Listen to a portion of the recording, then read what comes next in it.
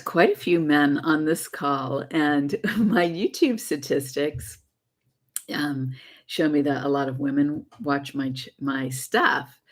But there's also a big percentage of the audience that uses VPNs. So I've always wondered if the men are just the ones using the technology, um, because we're about like at least 50-50 here in this commentary. So I'm really excited about that. Rebecca, hi, thanks for joining us. Okay, so let's begin. So, Schumann resonance energy, what is going on?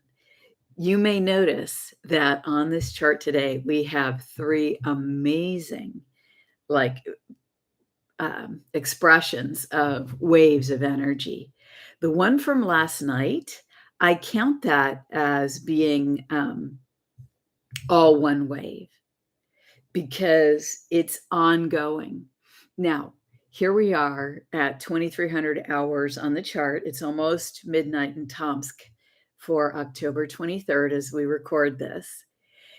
It's possible that this image is going to continue. So I'm going to be keeping an eye on that because it is reminiscent of a very long image that occurred November 11th of 2018. And it's a much more muted image than that because that was off the hook. It was amazing. November 11th of 2018, and on the charts, it even showed into the 12th and 13th, I believe, on the Tomsk time charts. That was the day that there was a tone heard around the world. You might remember reading about that in some of the news.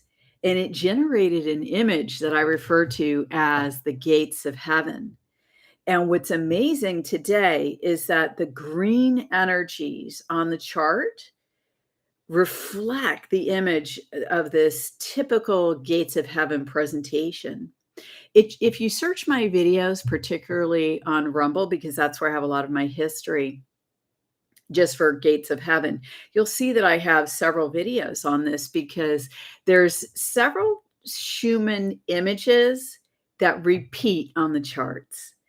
And so what I do is I build, right, a database, a library in terms of observations of what's going on in human events at the time these images show. So this amazing image, the gates of heaven, occurred November 11th, and it lasted, I think, at least 24 hours. Then there was a space and there were some more. And what we've always seen with these amazing gates of heaven and other huge expressions of white resonance energy, and by huge, let me define that. What I mean is that high amplitude lasting for hours on the charts. So that's what we have today. Today we have amplitude or power, and it's up to 72 with the current energy today. But even on the 21st, it was up to almost 58 and then 44 for the waves that occurred on the first day of the current chart. So, so that's what I mean by huge. There's big power and lasting for a long time. Now, what's also interesting is that the qualities of today's wave, if you look at the green, they're up at 28. And the reason that this is important is because anything over 15, in my view, based upon historical observations of the data, occurs when we as humanity are showing more confidence, more inner resolve, more confidence in expressing ourselves outwardly in the world rather than just within and within small networks. So that's the historical observation. No earthquake alerts today, thank God. But yeah. So now what's interesting is that the red resonance qualities also peaked at the same time as the green. Okay, now the green quality peaking and spikes were extended. And this is what I'm talking about huge energy. So not only did the energy amplitude, the power go up to 72, but we had, let's see, 1, 2, 3, 4. I mean, as much as around 4 hours of high qualities in green. And so at the same time, there was the high quality in red. And what's the meaning of that? Well, in my view, the red represents, from a human perspective, from the perspective of our experience. In my view, this frequency range represents the low aspects of human experience, like our dense thoughts, where we're all tangled in emotion, whether it's fear, anger. It can represent the shadow sides of our personality. It can represent also the forces of darkness, whereas I use the white resonance to represent the forces of light. But here's the thing. What does it mean that they both peaked at the same time and sustained at higher levels for almost 4 hours? They sustained about the same and they moved very much together, whereas white and yellow had a really different pattern, right? White stayed pretty low in quality, which in my view is the astral, right? The fourth dimension closest to the human body, for example. And then we had 3 spikes in white, but they were really just to like 8 or so. So it wasn't too high, but just like, you've got this. Like, that's the message from the divine there, in my view, during that 4 hours. You guys have got this. You guys have got this. You guys have got this 3 times, which is a creation and manifestation number, right? For the earth plane. So, okay. So what I want to say is this. Here's how I interpret this energy. I'm just going to move this table. Yeah, you're going to see a little bit of my wall, but I need more space. So here's how I interpret the energy. See, with our green qualities peaking, this is the interpretation. We're not afraid of looking at the darkness in the world. We're not afraid now of looking at the darkness within ourselves. And that's exciting, because when we can look directly into, when we can shine the light, right? Because we feel resilient within, and we can shine the light of our awareness into the darkness, that creates transparency. That creates the ability to see that which we didn't see before. And it's so exciting. Why is that exciting? Because we see things that we were unconscious about before, or that were bothering us in our subconscious. And why is that important? Well, when we can see these things, we can finally address them. And when we can address them, we can make a shift in our lives. Now, I want to deepen this conversation by sharing with you just some content that I've been creating. And I'm really excited about it. So I have some 1-minute videos that I've just created this weekend on thought forms. And so if you look at my YouTube right now, Rumble is not updating properly for some reason. Okay. It's really slow right now getting my videos over to Rumble. So I'm going to have to address that somehow. But on my YouTube, I've got shorts, and then I've got some short clips of videos, because I know I've had some long lives recently, like even up to 3 hours. What I did do is I put chapters in the lives so that you can go to where you really want to see, right? Really want to get the information. So here's the thing, okay? In terms of the red resonance, I figured that this sort of thing was coming up. And so when you look at clips that I post, or where I'm posting information, a lot of times I'm posting ahead, because I have a sense of the energy, and I want to give support. And so that's why I do that. And so you might notice I've been posting a lot of calming and relaxation and meditative videos. And these are, I've got like maybe 6 or 8 of them now, as shorts. And it's a 1-minute break that you can take to just relax. Because look, is it awesome to be able to see the darkness and see, oh, this happened, and oh, now that the light has shown, here's how I can address it. Yes. But that can also be a challenging process because there's some pretty dark in the world.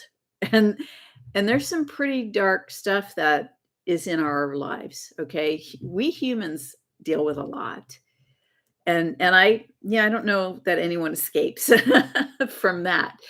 Sometimes when I'm taking my walks and I'm looking at nature and I'm thinking, wow, like I wonder, you know what? Sometimes I'll just share this with you. It's sometimes I look at just life right around me and I think I wonder, where are the life forms that are on Earth that are truly enjoying what this planet has to offer without the terrible dramas, without the trauma, without the deep darkness, right? And you know what that is? That's really, it's a longing for love, right? It's a longing for just the pure experience of love in human form.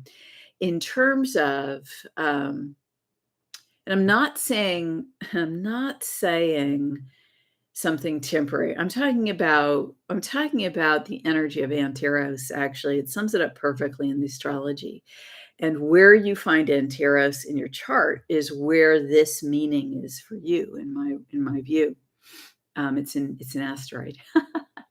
And what it is it's the complement to Eros, right? So it's long term, it's loyal, it's committed, it's also long term lost love. A lot of people are experiencing this now because so many people are passing away right now. So they're experiencing this form of Anteros. But sometimes I think about, the lobster in the sun. I can't remember where I was reading about that. It was a channeling I read one time. Maybe it was that guy, Matthew. I don't really read him anymore, but about 10 years ago, I used to.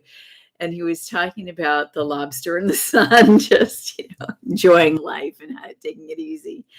And I look at the birds around me and I think about what their lives might be like. That just might sound too woo-woo, but it gives me joy to think about the pleasure of what it must be like to just fly unimpeded in the sky or to swim, in the bay or in the ocean.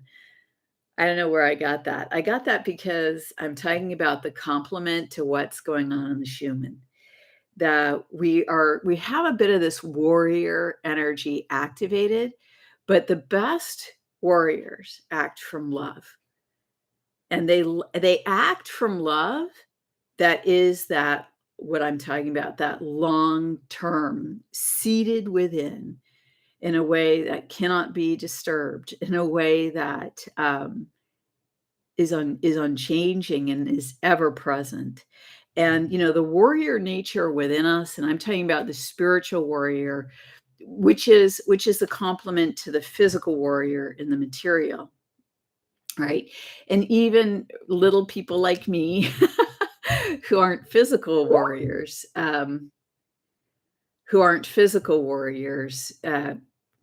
can do actions. Oh shoot, let me turn this off because that's gonna bing for a while. Okay, sorry about that.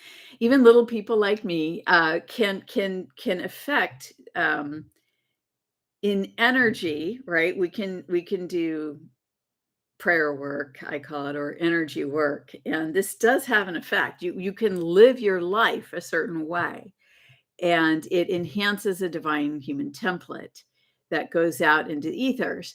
So being not a physical warrior and being more of a spiritual warrior in human form, that's what I do. And sometimes I've gotten a little bit of pushback on Twitter from people who are just like, you've got to do it in the real world, like prayer isn't enough. Well, I guess you don't pray like I do. I guess you don't pray like I do. when God flows through you unimpeded and the divine force goes out into the world and does its thing, right? It's not about the human. It's just about aligning with the divine flow.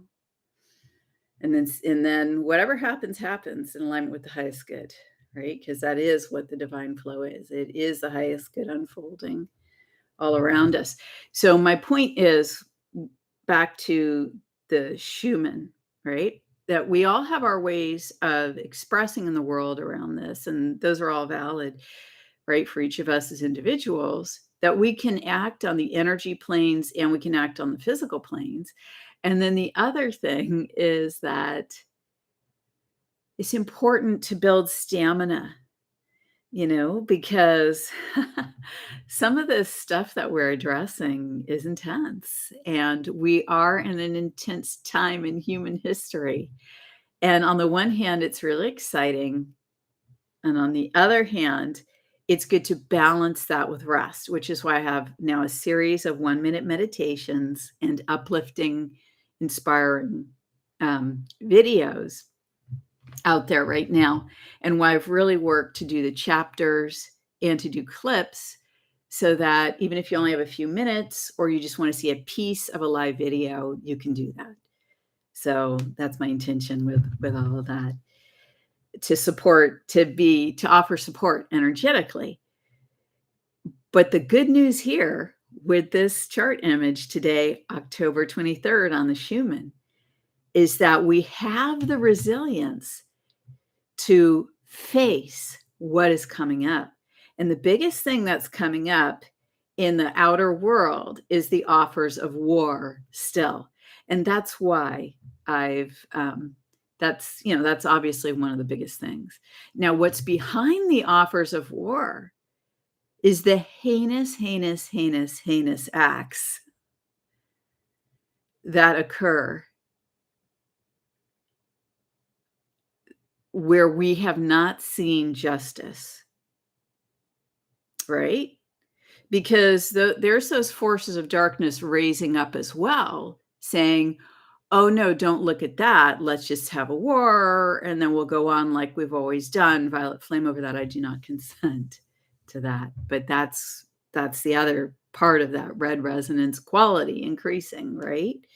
The forces of darkness are marshaling their energy to present to us a different future, right? A future that's based on their aims of continuing to be in power. Now, I've seen this quite a few times where I've where where I've been doing I don't do this anymore. The spiritual guides took me out of the public. Okay, I don't interact with the public anymore, except for online. But they took me out of doing presentations and video and meetings with people for the time being.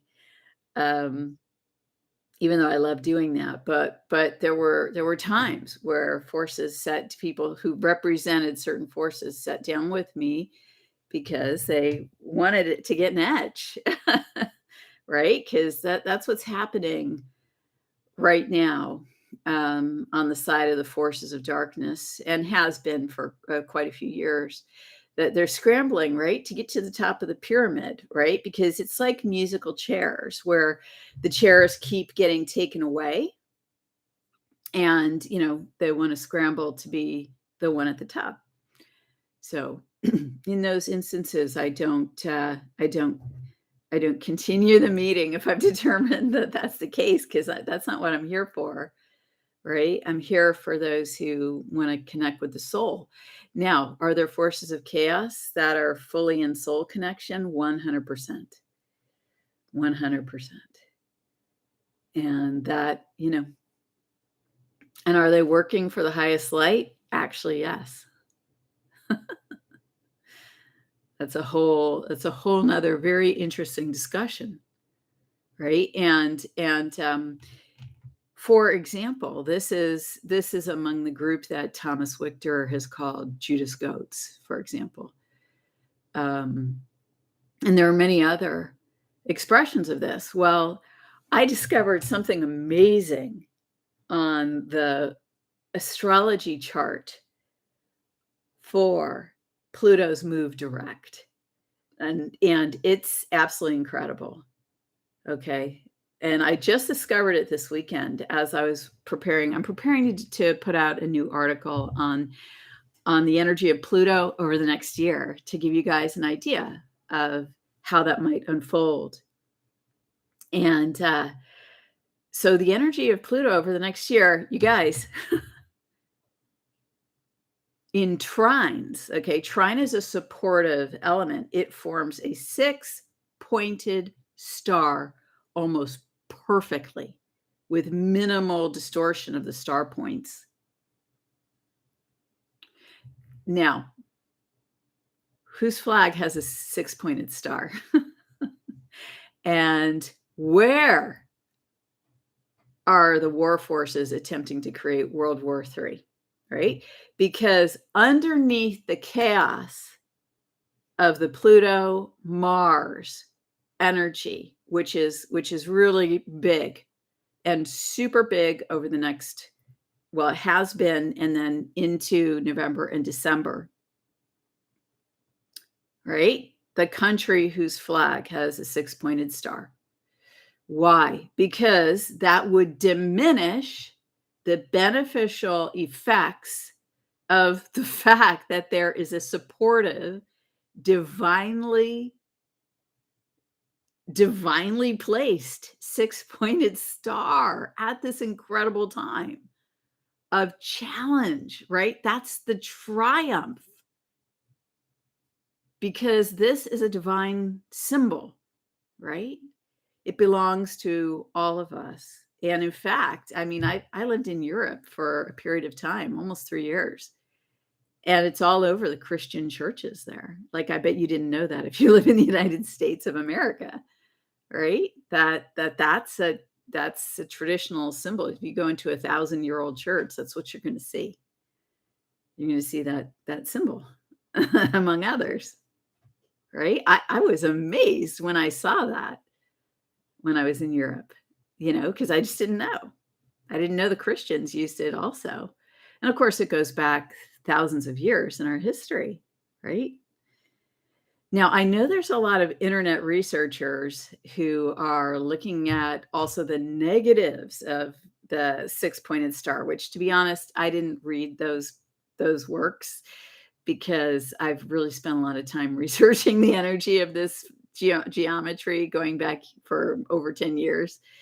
So I just, I'm just kind of like done with the polarized forms of it, because when you look at the sacred geometry from the center, right, of the soul that you are in living form, right, from the divinely sourced and connected human being that you are, right, a child of the Creator, then when you look at the geometry from that perspective, it removes polarities. It removes the charge, and it removes also any spells that are on any particular geometry.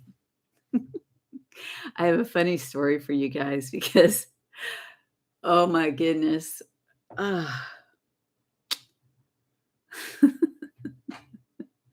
Back when I first started doing what I call land work, which is I called it prayers for the planet, but I would get together with at least one other human being, and I would do we would work on different land. Like, just one of us would get a vision. Well, usually I would get a vision, but the other person might have their own vision. And then we would work together on energetically, however we're guided.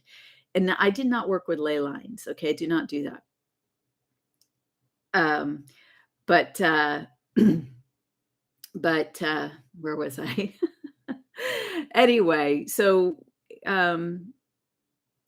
there were, going back many years, there have been many purposeful distortions of sacred geometries.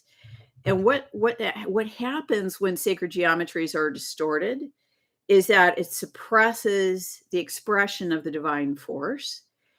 And I mentioned this on my last live stream, but I didn't go into detail with it on it. But one of the things that over hundreds or thousands of years, one of the things that was done was pockets of dense energy were created um, on Earth so that the dark forces could have those as bases of energy. I'm talking in the non-physical, that these were created. For example, 10 years ago, I flew to a certain part of the country. And as soon as I landed, oh my God, I was off the hook. Anyway, but the bottom line is that I concluded that this was one of those pockets. The only thing I wanted to do was get in the car and drive west back home. But instead, I just drove west and drove around the entire state of Kansas in a big circle, praying the whole time and doing, just blessing the land. Whatever was guided, I was guided to do in the moment. That's what I did.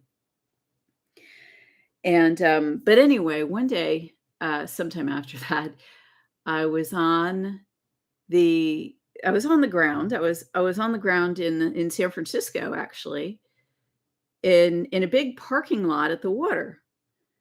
And I was there for some event of some kind that I was volunteering for.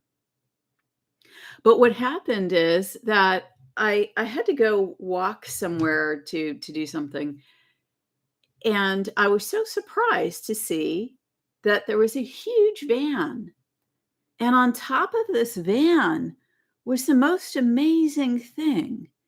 It was a whole series of short tubes, and they were put together. This is real. This really happened. They were put together in this incredibly huge distorted geometry. All right. And there were tubes. They were all pointed towards the sky.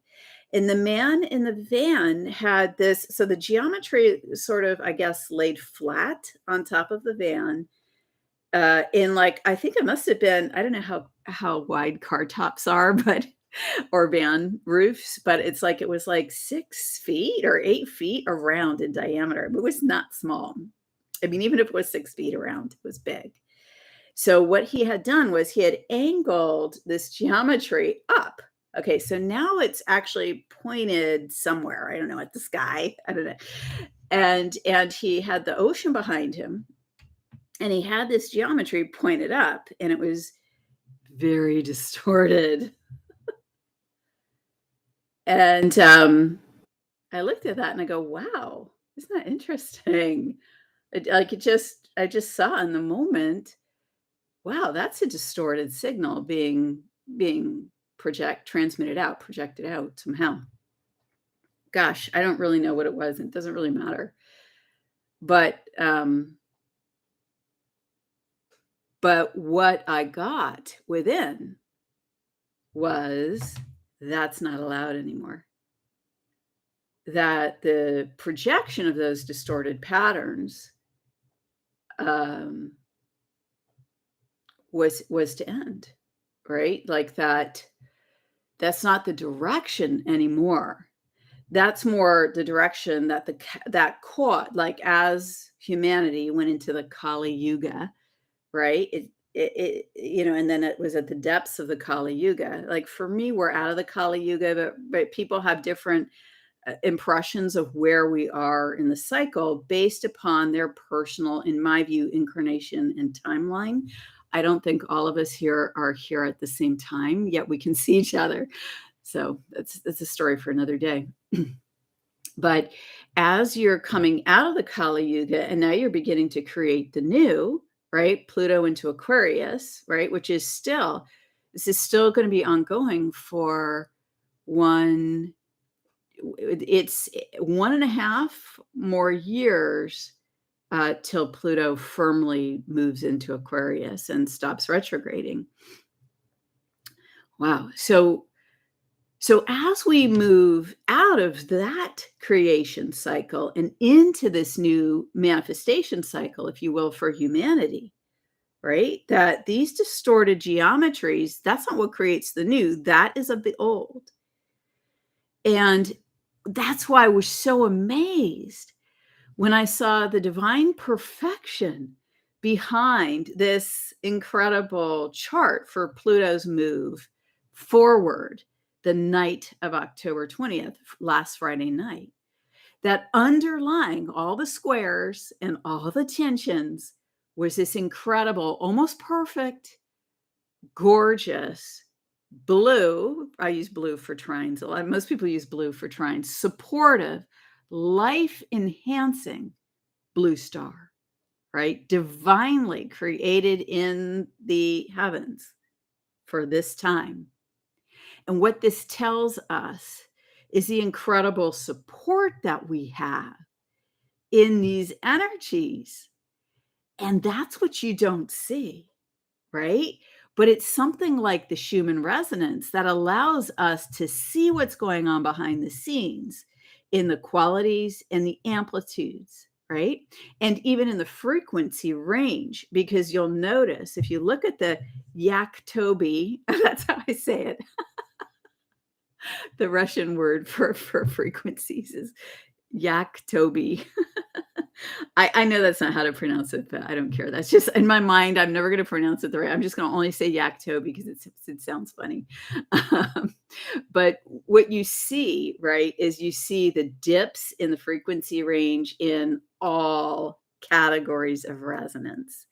And what I find is that when the expanded energy, when the divine influence appears to be upon us, that's when the frequencies dip to the lowest ends of their ranges. Now, I have some ideas about why that is that I've discussed before. But what the most interesting thing about these frequency dips is in today's chart is that they've gone into very, very low ends of the Schumann resonance frequency ranges for all four resonances. And the reason why that's important is that, the frequencies move within a range, and then the range goes like up and down within the range. So let me show you, for example. I love to do visual representations. Okay, so here's,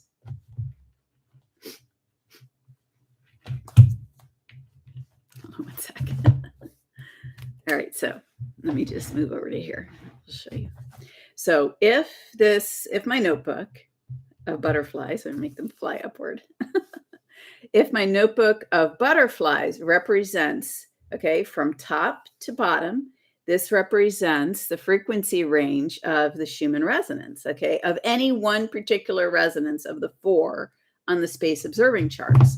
Okay, now here's my phone. Okay, so sometimes, actually, that's not good. It's too big. All right, now, here we go. All right, now this pen is going to represent the movement of the resonances within the frequency range, okay? So what happens is sometimes the resonances are only moving like up here. Sometimes the resonances are only moving here in the middle of the typical frequency range. And this is why I do not use numbers to define the modes. The modes is the technical term of the frequency ranges, but the fact is we do not have the historic data going back decades to know the true extent of the range at this time, okay? So in general, I know what I've seen in the last 5, 6, 7 years, but that doesn't mean it hasn't gone beyond that, right? Or on the lower end or the higher end. And it's those spikes, peaks, and drops that really add like to our knowledge base and our database of information about these things. So we have incomplete information, right? Okay, so here's what I'm saying about today's charts and the movements within the frequency range. And let me just check it visually one more time. Okay, so here's the thing, okay? We are not, right now, we are not at the ultimate highs, right? So let's say if the vertically represents from the top of the notebook to the bottom of the notebook, to the black line, if that vertically represents the traditional and by traditional, I mean that as far as we know, historically, going back, the last 5 to 10 years, that this represents what we know of the frequency ranges, okay, of the resonances. Well, if the frequency ranges go all the way up here, right now they're only going about maybe 2/3 the way up, okay? But they are going almost all the way down. So when these three waves of energy happened on today's chart over the 3 days, two of them 2 days ago, and one of them, the big long extended one I count as one today, then those right now are going to the low ends of the frequency range. And have the frequency ranges gone lower than where they are right now? I believe in my mind that I have seen it, but I cannot recall the dates. So I can't say for sure, but I believe that they are at the lowest end that we typically see, except for like maybe like, once in 5 years or a small number of times in 5 or 7 or 8 years. Okay. So that's what I'm saying is that the frequencies right now, when they dipped, okay, here's the frequency line, right? It's dipping almost to the very low end of the range from about 2/3 of the way up. Now, why is that important? Because for some reason, when we have these white resonance displays where they're very powerful and meaning high amplitude, and they appear to reflect an expanded energy, even a divine influence upon us as living human beings, right? Well, they put us to the low end. And folks, we're at the low end of the ranges across all four resonances right now. And, what I view these frequency ranges as are aspects of the human experience of life. Okay. So this is really quite fascinating because everyone, I feel like a total nerd right now talking about this, but I spend all my time thinking about this in my free time pretty much. But if frequency, right, is life, frequency is life. I forget that Nikola Tesla, when we begin to think in terms of frequency, we'll really understand the world, something like that. I don't remember the exact line. But yet, what does that mean? And this is why I interpret the Schumann resonance from the standpoint of human experience. Number one, because I can. Okay, because for some reason I just get it. Right? I've just developed over years, right? Over years, over almost 10 years of doing this. Number two, because I feel it really does reflect back to us a map of human consciousness where we give ourselves images out of our subconscious as a group to tell ourselves what we're experiencing, what's going on, what we foresee, what we've been through, and all the range of that. And so when you look at the movement within the frequency range, what you're looking at then is what is the experience of life, and that the divine influence brings us to these depths in the ranges so that we can experience something, so that we can know something, so that we can learn something, so that we can recover lost parts of our own soul and bring that back with love.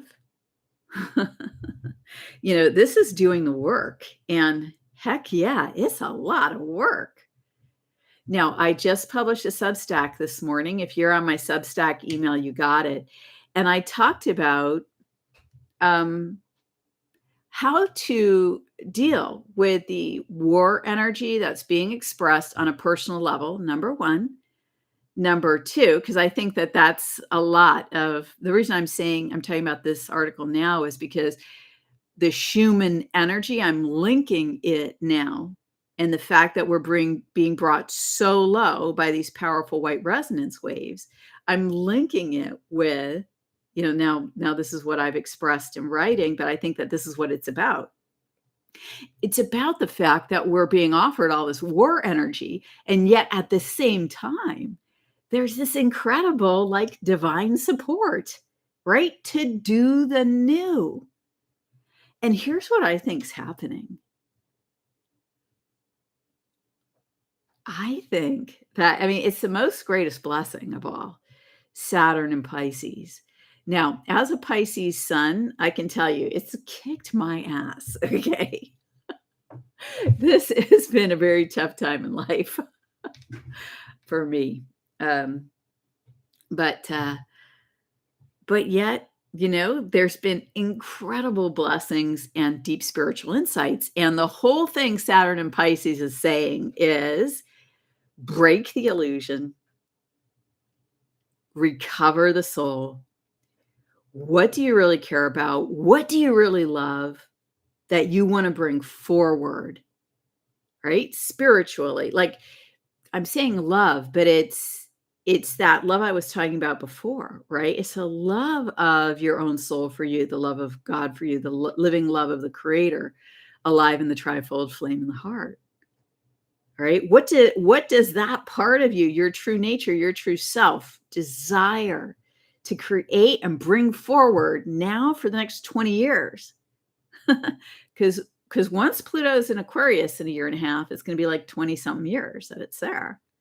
Right. And all the planets have gone through. So this is the first 20 years that we're about to move into of this incredible creation phase. Oh, yeah, that's going to be something.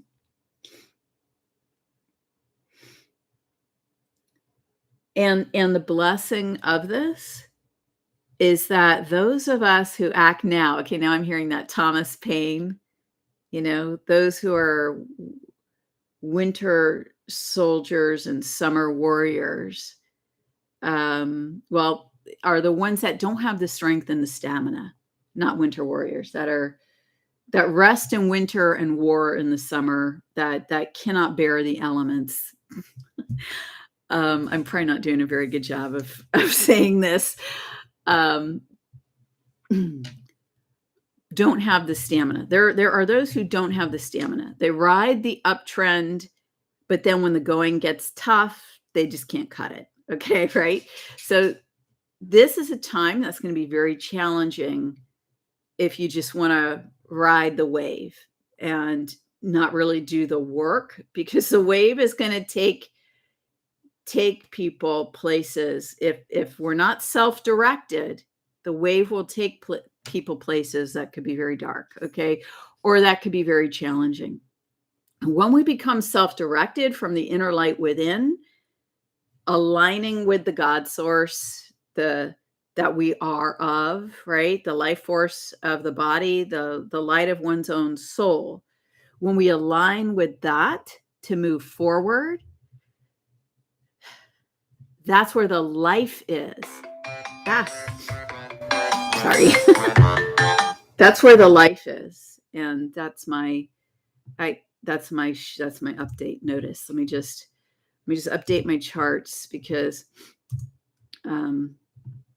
as those of you who follow the charts very quickly, I'm just going to do this because if you follow the charts, that they disappear in 20 minutes. So I just want to get this going on before they disappear in 20 minutes. So just give me a sec here. Chat amongst yourselves. And let me just get this going on. I just want to do this for a second, and then we'll get back to what we were just talking about. Shoot, that's wrong. No, sorry. Okay.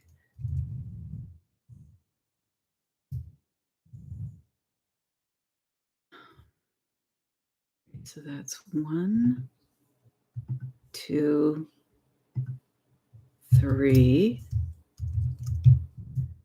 Okay, guys, we're just taking a quick pause for me to do this, because I want to just have the charts from, like, the full chart here, because it's about to My alarm went off that it's about to change. Okay. I'm going to turn that off. Okay. Let's see. Make sure that I did all this correctly. I hope I did. Okay. All right. Sorry about that. But when I do the live at 9:15 my time, I have to, and I go for, an hour, then I have to update my charts. It's like a daily ritual for me. Oh gosh. Here, I'll just paste the live chart link in again. Most of you who are on, I'm sure, have it, but it's also at the top of the page, live chart link. So right now you can see the full chart for today. Now, so I was talking about basically how to survive and thrive in these energies, because here's what we're looking at. What we're looking at, and the younger you are, probably the more impactful this is, but it's still impactful for all of us, right? Because and this is why I'm really focused on my health right now and looking at where do I want to, like, tracking down, like, where do I need to address health in my body, and where can I improve my health outcomes, because I want to do this. Like, hey, we're gonna have 20 years of Pluto and Aquarius, and you know what that's going to mean? That's going to mean that all of the belief system and ideas that we've had in our mind are just going to, like, every single one of those is going to get looked at. And if it does not hold water, right? Like, remember that movie, My Cousin Vinny? That was so funny, where his Lisa Lisa Tomei, I think it is. No, wait, her name's Marissa Tomei. Her name's Lisa in the movie.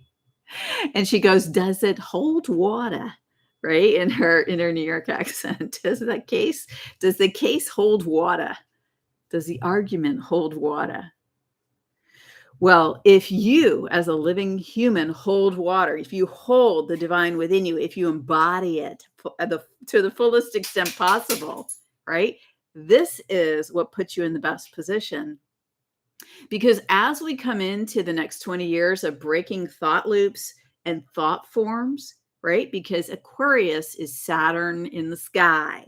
So right now, Saturn is in Pisces, right? So it's asking us, how do you contain this spiritually, right? What is the new container of your spiritual nature? And what I'm asserting is that the new container is the human form and embodying the pure light of the soul, the truth of who you are to the greatest extent possible.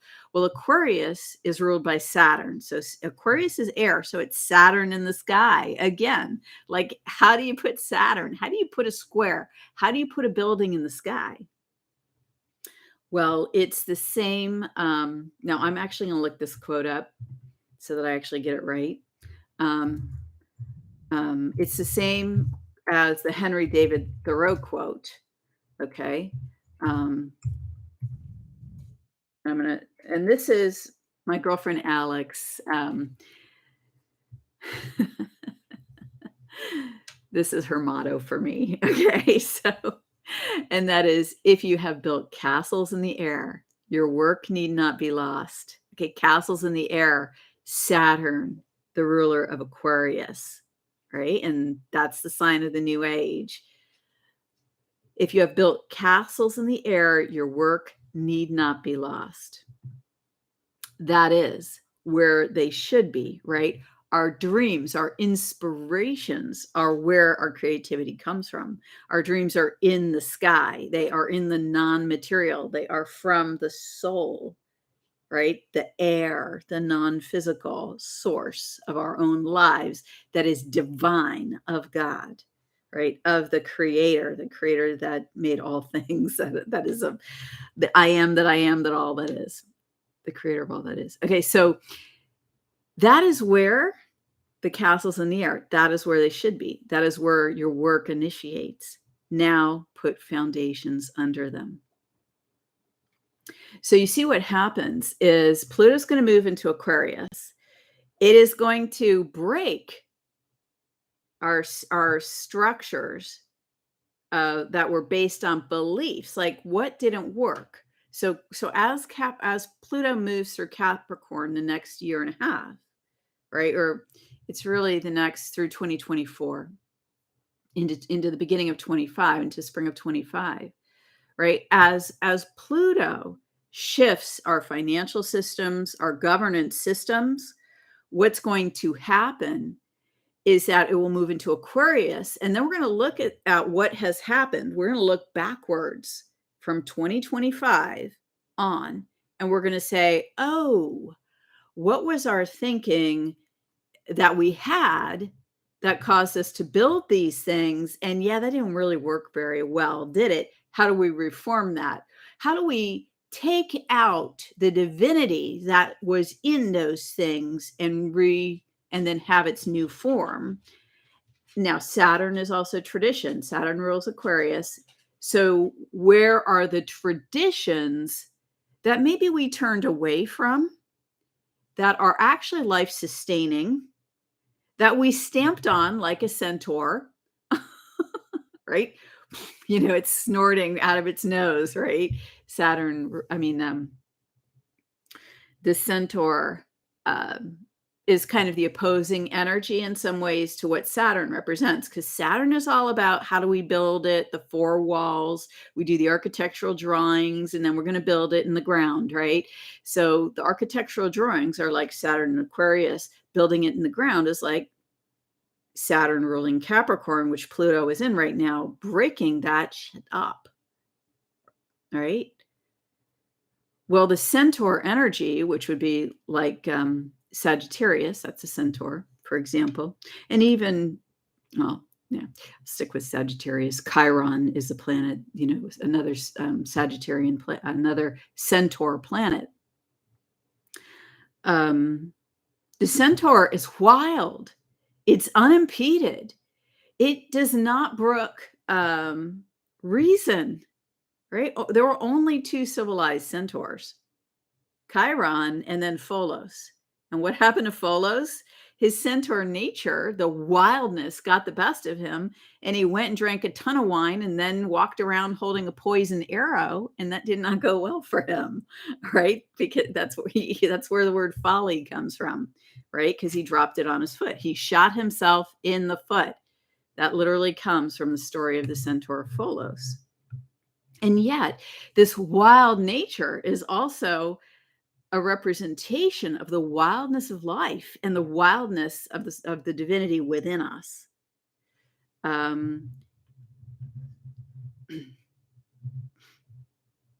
So for the next 20 years, right, you can set yourself up now for the next 20 years. That's the point I'm trying to get at. And that this gorgeous, beautiful six-pointed star in the chart for Pluto's move forward from its depths, where it was as close to the star Terabellum, and where Terabellum exactly was squared by Mars on September 30th. Right? We're moving out of the depths of Earth war, right? Terabellum, Latin for Earth war. So do we want to move forward with more of that? Well, that does not suit the New Age. And so in my Substack, I talked about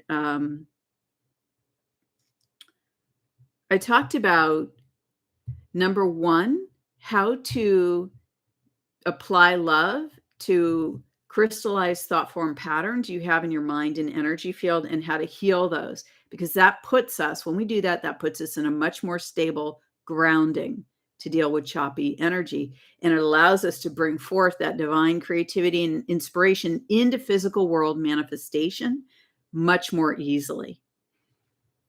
And then the next thing is, give me a second here.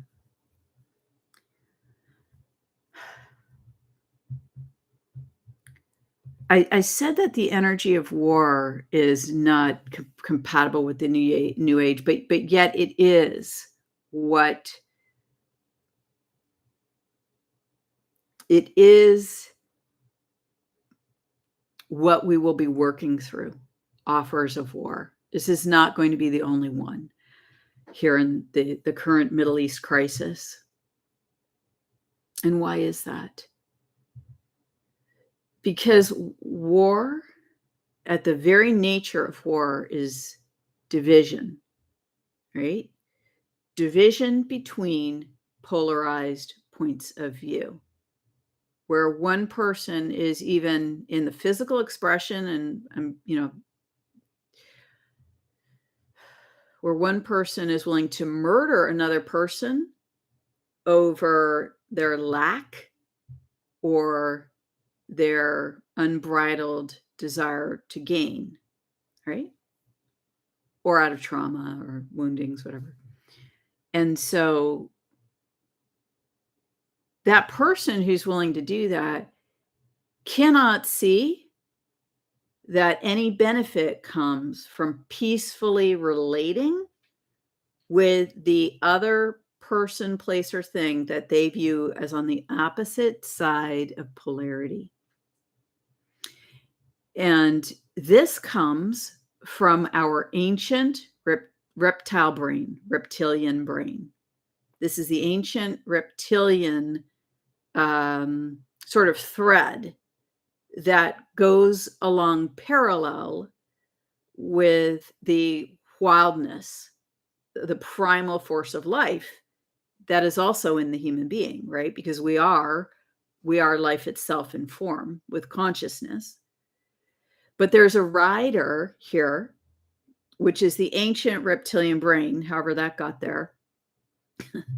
And the rider of that aspect of our instinct is kill or be killed. It's the Cain, right? It's Cain to Adam.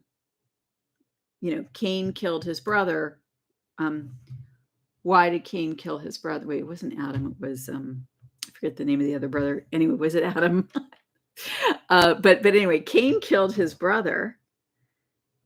And the reason he killed his brother was because he wanted the resources, and he had no mind, right, that it would benefit him in any way to move to the center and to share with Adam. Perhaps he couldn't even conceive of the concept. That would explain why he just murdered him. Perhaps his brother could not conceive. Abel. Thank you, Nancy. Cain and Abel. Yes, I knew it was an A word. Perhaps, look, perhaps Abel couldn't conceive of it either, truth be told. Now, can we conceive of it now? That's actually a question for us, right, as human beings. Hold on one sec here.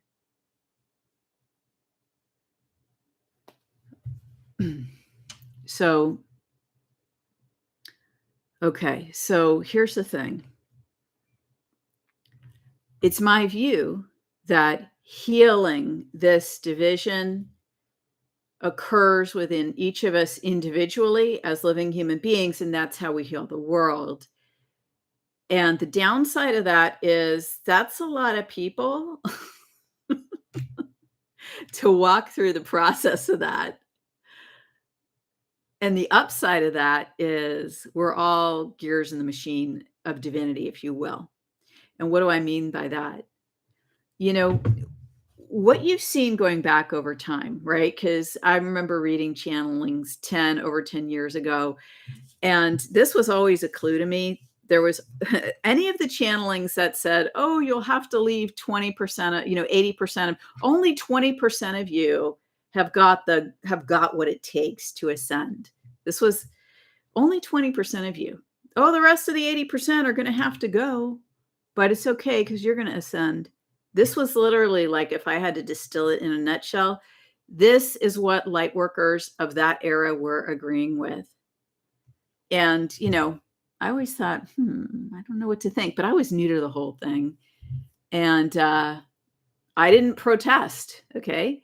However, when it came into my world in a very visceral way, I was told twice by in spiritual groups that I was working with through channelings.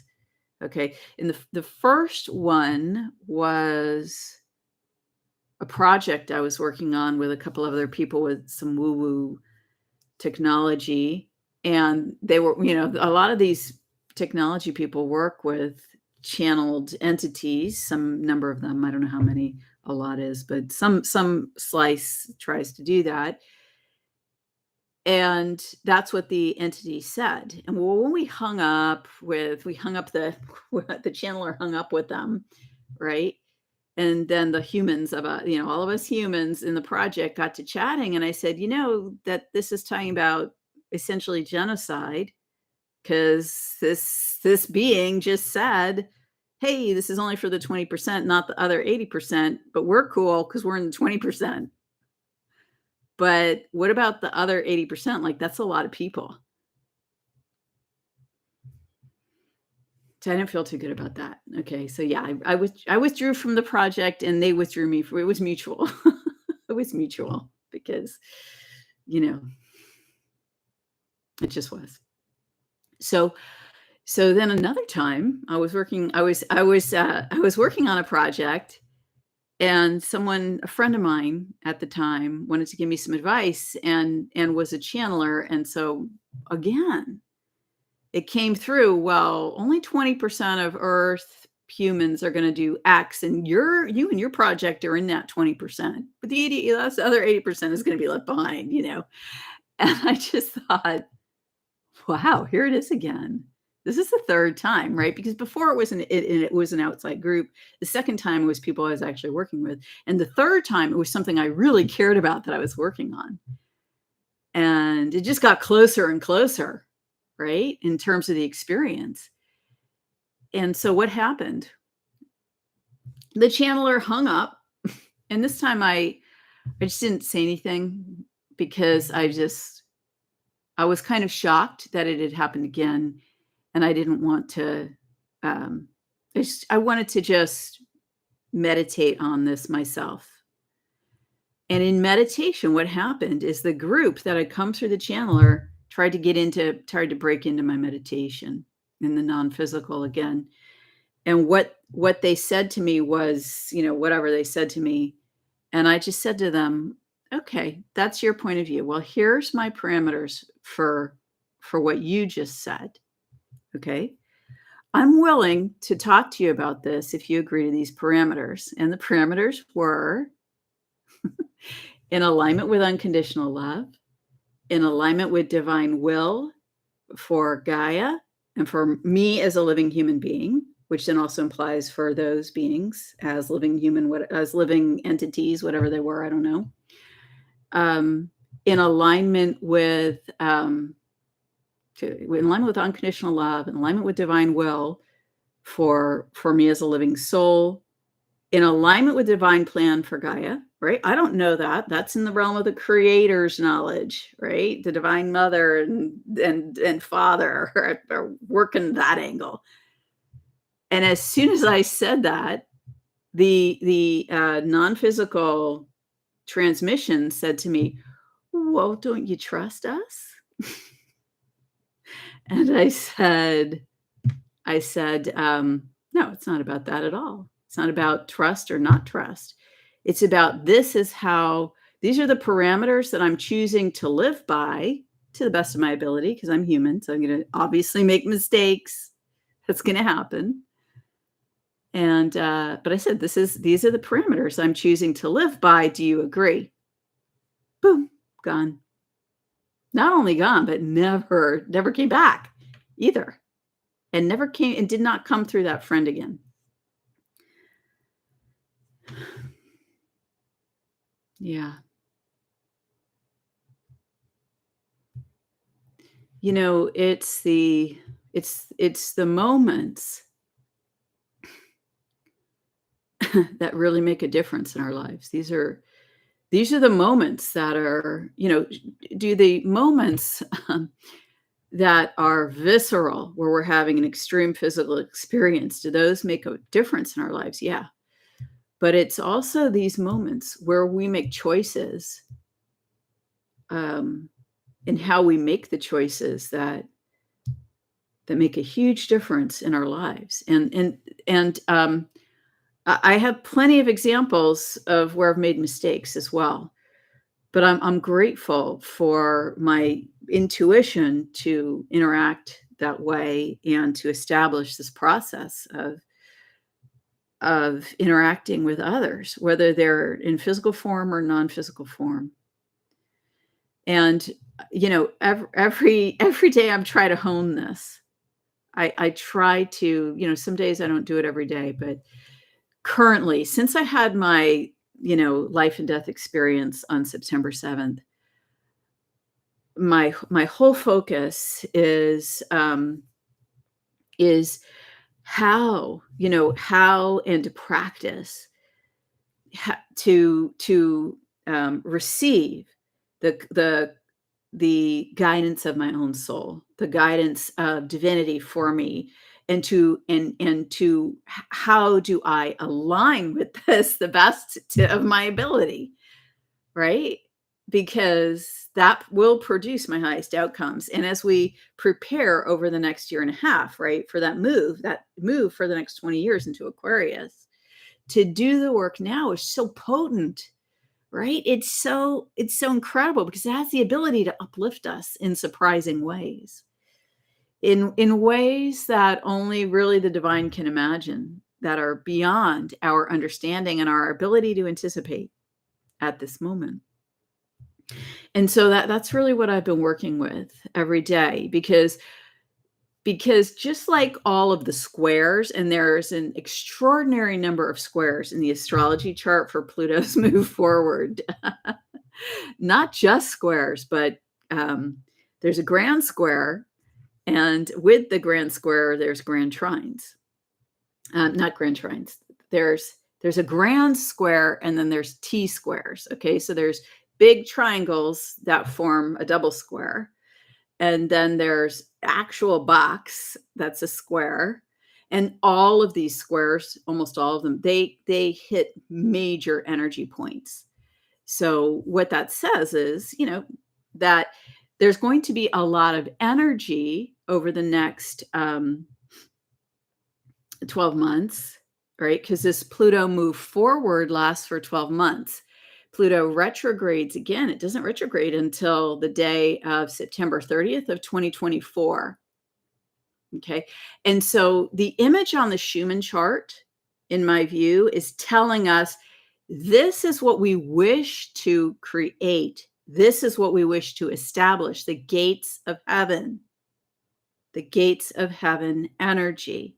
The first image today is a rod, what I call a rod of energy, which lasts for, I believe it lasted for about it lasted for a good, the better part of an hour. And then you had these like wavoom, wavoom, like, you had the green energy. You can actually see it. It's almost like in balls, right? At key vertex points. So where you can really see it is at 24 hertz, but you can also see it at 20 hertz. You can get a hint of it around 15 hertz. And then again at about 13 hertz, and then at 8 hertz. Okay. And this is a typical presentation. It's actually in green and white. In white, it's small and compressed, and you can barely see the balls at the vertex points. In green, it stretches into the high hertz, even all the way up to 36, right? And then there's like a tower of light at the end, right? There's almost like a building with a roof, right? I'm flipping the chart in my mind, right? I scored good on that part of the SATs where you had to move shapes around in your mind, right? I flipped it in my mind. Okay, so it's a very narrow looking, but it's compressed, right? All of the gates, the posts of the gates are very compressed, whereas they're very narrow, meaning the energy, like for example, for this very narrow building with the light that goes all the way to 40 hertz and turns green halfway up the chart, it's like a very narrow building, but it looks like a building that should be much wider, almost like a church building with a, with a pointed roof on the Schumann chart today.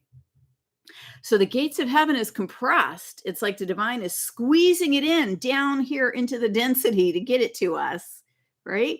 So that's an issue when we're connecting with the divinity that we are and the inspiration that we have, is that it warps through the realities. It warps through the dimensional states to get down here. And that's why, right?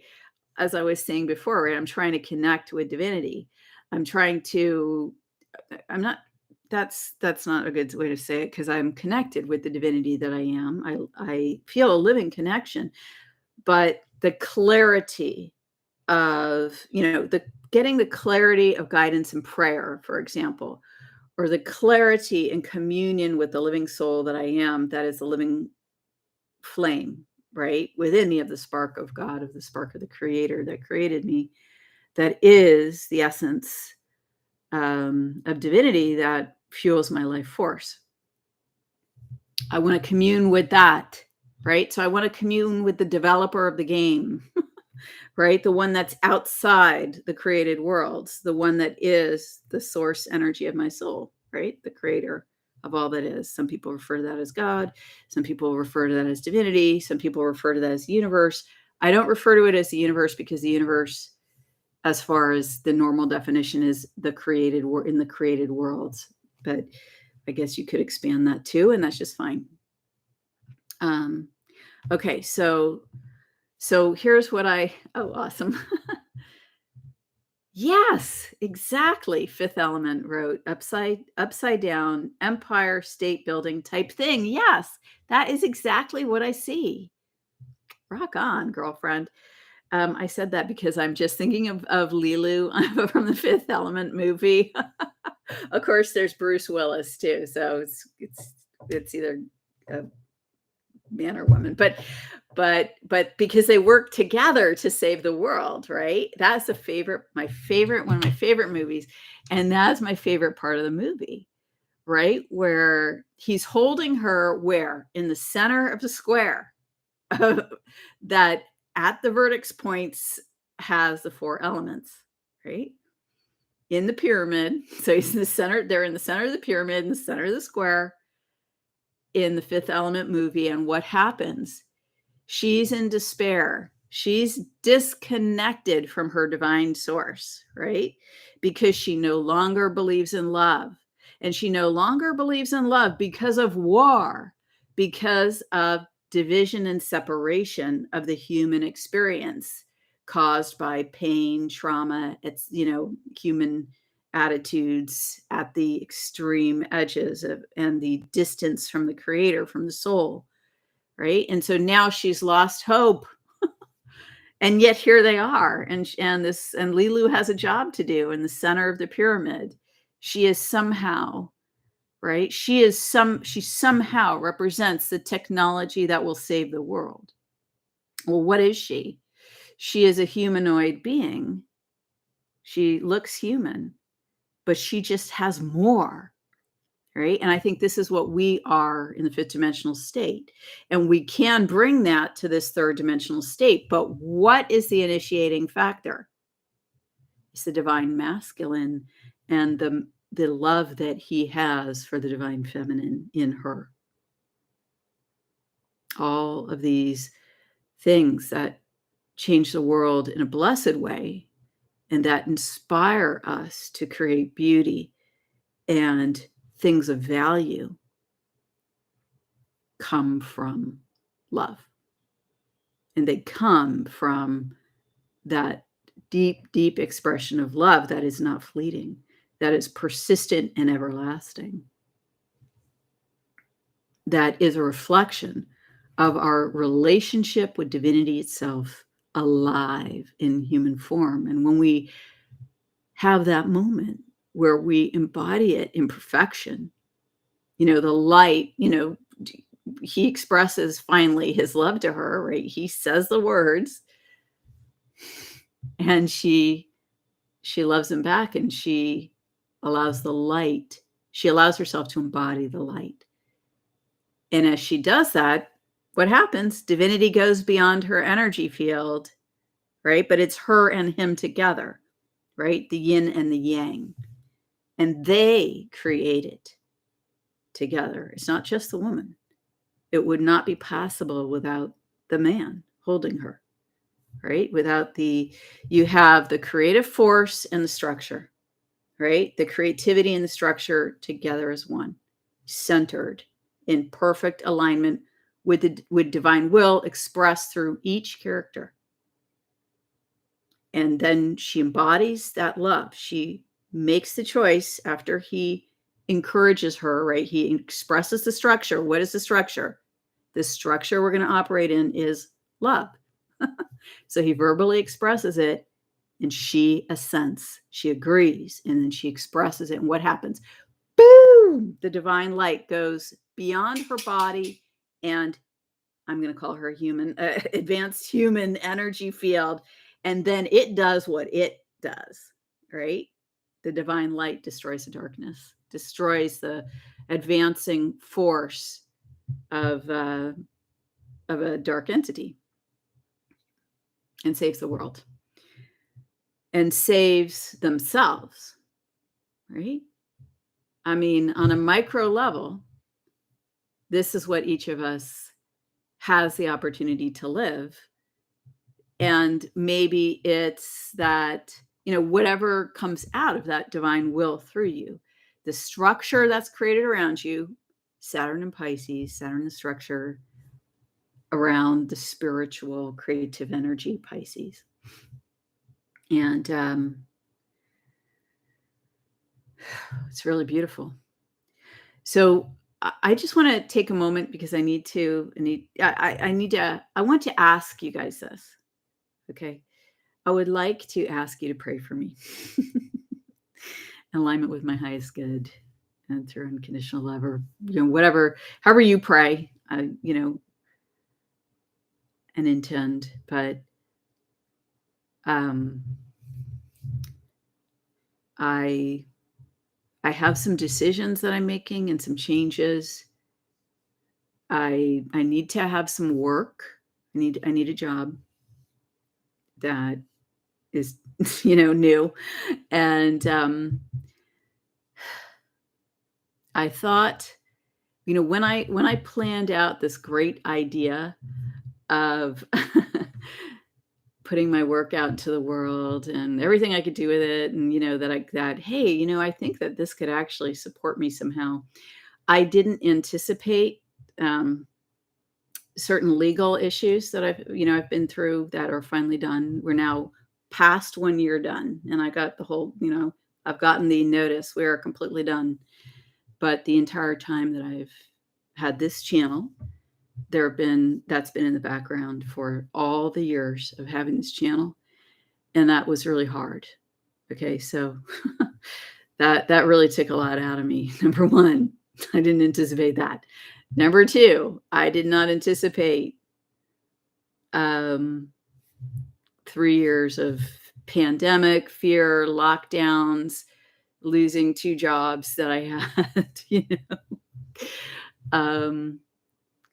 and I did not anticipate the closing of the virality of certain aspects of online work, which significantly has affected me. And,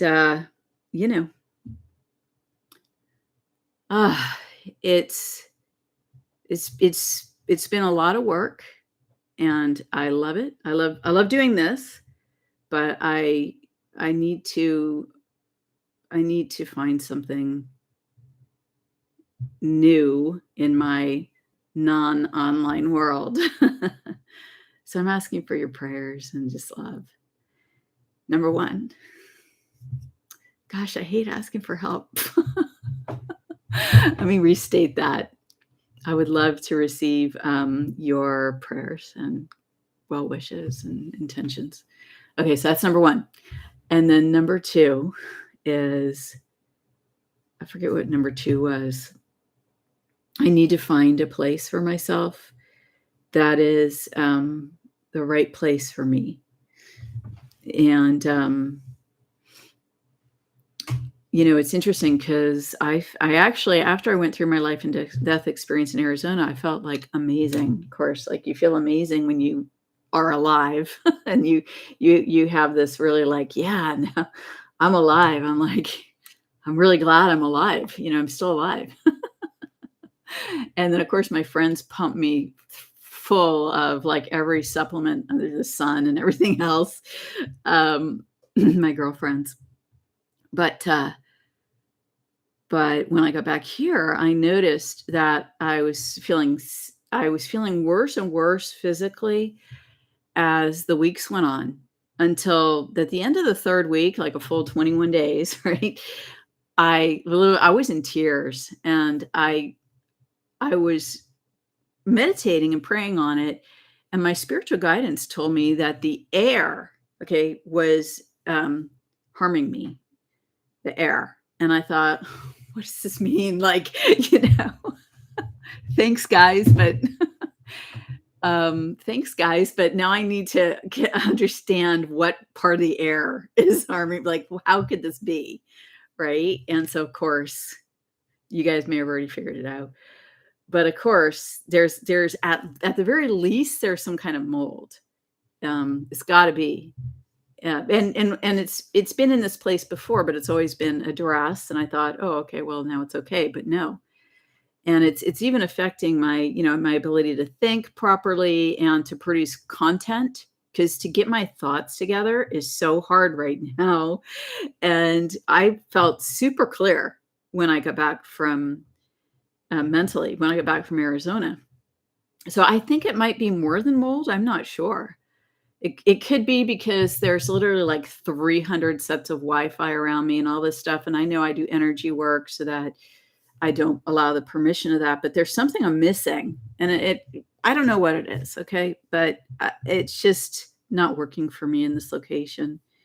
Ever since the summer solstice, when we had all the military planes up in the air and they were transmitting some kind of technology. Woo, that was intense. But ever since then, there's a shift in the environment here. Yeah, I'm just looking at M. Cobb. My first instinct said mold. Yes, I have an air purifier and I'm now running it 24 hours a day, which if you know anything about California means PG&E can charge me an arm and a leg for that, but I won't give them that. I'll just pay my bill. But yeah, now I'm running it 24 hours a day, and that's got me at a working level where I'm not like crying my eyes out from why do I feel this bad, right? So, and I'm taking my supplements. I'm taking supplements.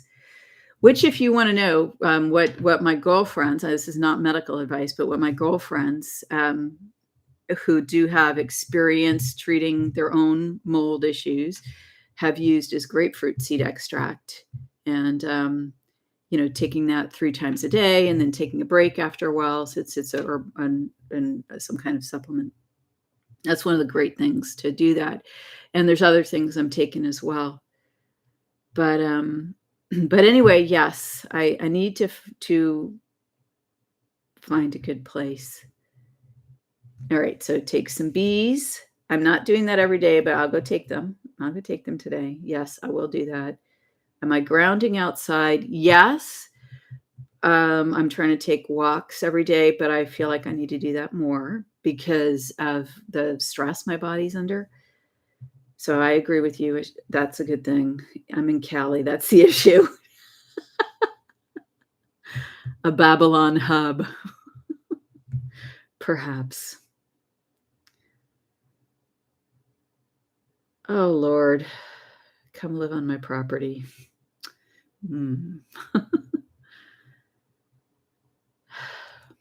Right now, I feel like I cannot leave for reasons I'm not going to go into.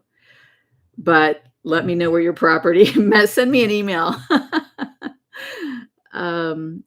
Have a, and Lindsay, have a nature bath, rejuvenate. That's a good idea. I could do that. Barefoot or touch something grounded. Okay, well, please email me. I'm interested in talking to you. I'm talking to Lindsay right now. Thank you.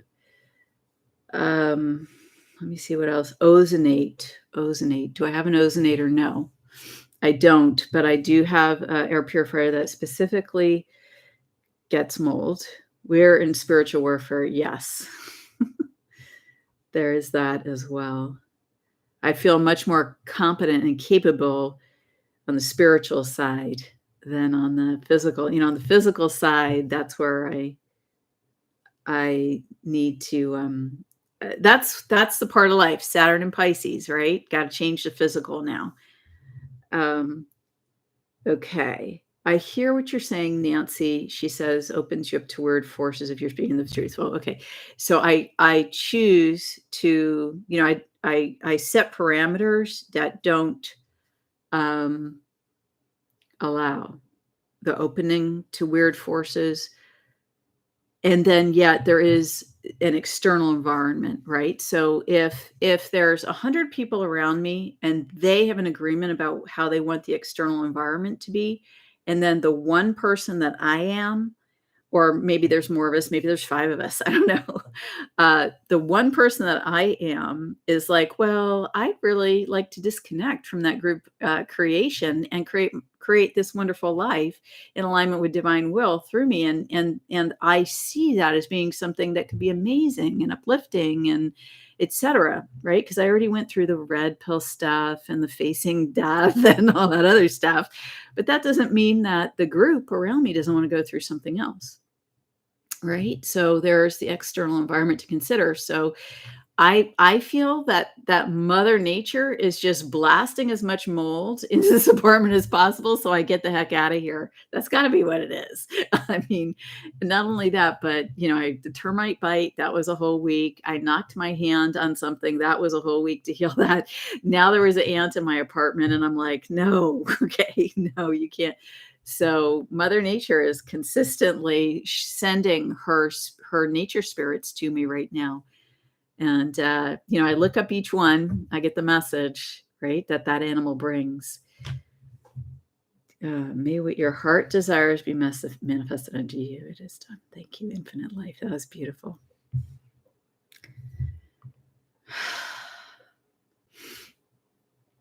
Okay. All right, you guys. Well, let me just see if there's anything else. Yeah. Well, let me just say, I have a relationship with the technology. We're friends. So I am protected. And I'm protected by the divinity in me, right? The divinity through me. And yet, my email is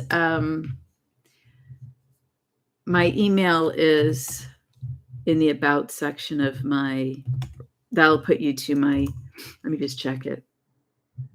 The email is on the front page of Susan Inspired YouTube. And then if you go to, see the header there? If you go to the about section, it says links, and there's my contact page. You know what? I can just put that in here right now. I'll just copy it in. Live stream.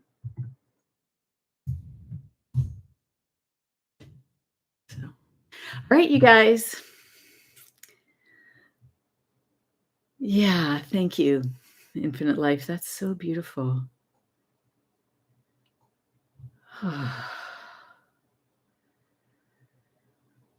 We have to come together more. Yeah. Here's the thing, okay? I'm really excited about the physical shifts, right? That I've just spoken about, because I just feel, right, something uplifting will happen. Like, that's my focus. My focus is to allow the divine to uplift me. And I don't normally talk about these kind of personal things, but I just thought that you guys are my audience, and some of you have been with me for years, and that, hey, maybe having transparency around the whole thing that's something that I would like to do and share more of as time goes on. The reason I couldn't share as much is because as I said, there was a legal process that I've been involved in for quite some time. And so that's why, right? Because you can only share so much. Anyway, there's even more to that story, but I love you guys. I love you all, and thank you so much for your well wishes, your support, your prayers, and for sharing this space with me today. This is truly my joy, and I look forward because I have so many plans to create more. And like Michelle said, and I know I didn't say hi to everybody today, but I usually try to. But like Michelle said in a previous comment on one of my lives or YouTubes, where Michelle, you said, I can't wait to see what gets created, right? Because when you face a darkness or when you face challenges and you persevere and you work through it, right? Our challenges are turned to our highest light, our highest good. We can allow and ask God, the creator, your own soul to uplift you out of these depths, out of these moments. And this is the coming together in the center that heals the war within. It heals the divisions within ourselves. And just like in the fifth dimension, in the Fifth Element movie, that energy goes then out of our personal space, and the divine carries that template, carries that energy, because it is of the divine now, and the divine directs it as it will, right? As it wishes, in alignment with divine will. As a human, I have no control over that, nor would I want to, right? Because back in the old days when I used to think I have to control everything outside myself, life was not as happy. So this is the happy part of living in life. Okay, Fifth Element. Yeah, thanks for your prayers. All right, friends. Jennifer, Lindsay, I'm just chatting about the most recent people here. Theron, I love your name. That's so awesome. Thank you all for being here. Leslie, servant of God. I love that beautiful name. Oyster Girl. Halo. All right. I've got almost everybody. I know I got those of you who were there, especially at the beginning.